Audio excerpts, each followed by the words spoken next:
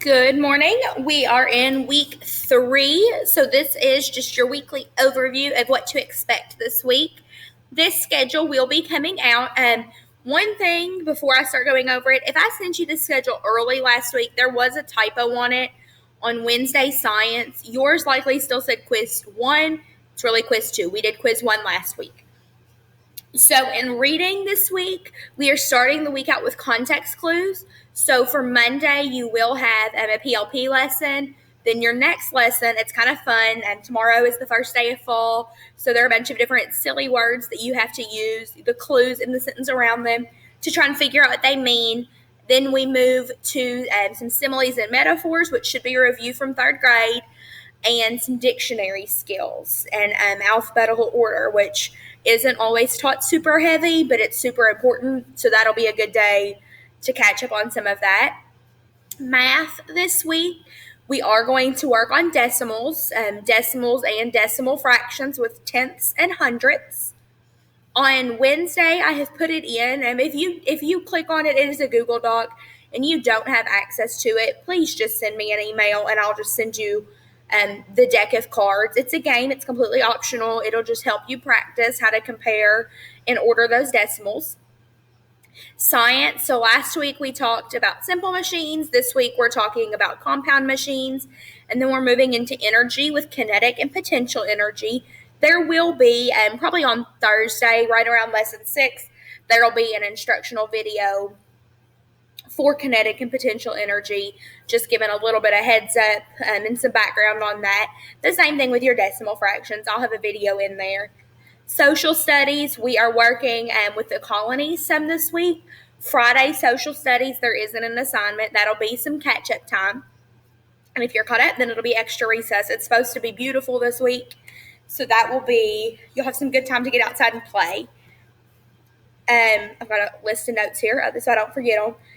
In PLP, I did change some things around on last Friday. So if you haven't logged in since Friday afternoon, your due dates might look a little different. I have actually put the specific lessons on days.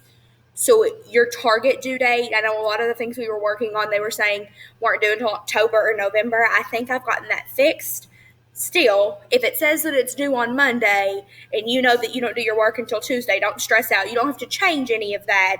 That's just going to change some of those target dates. And same thing with this schedule. Just because I say these are the 4 lessons on Monday, that doesn't mean you have to do all 4 of those lessons on Monday. Or if you're really rolling in math and you want to do 2 or 3 lessons one day, that's just whatever works best for you and your family. And some people just like it broken down by day. So you've got control over when you do that, as long as they're finished by the end of the week and you're making progress all week.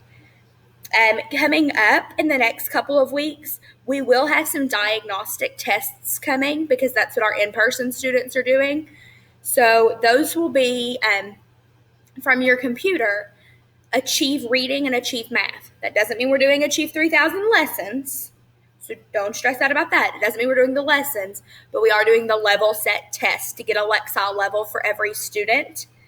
There is also one in Quill. So you probably used Quill last year in 3rd grade. There will be a Quill one. And then we are going to be working on map testing as well.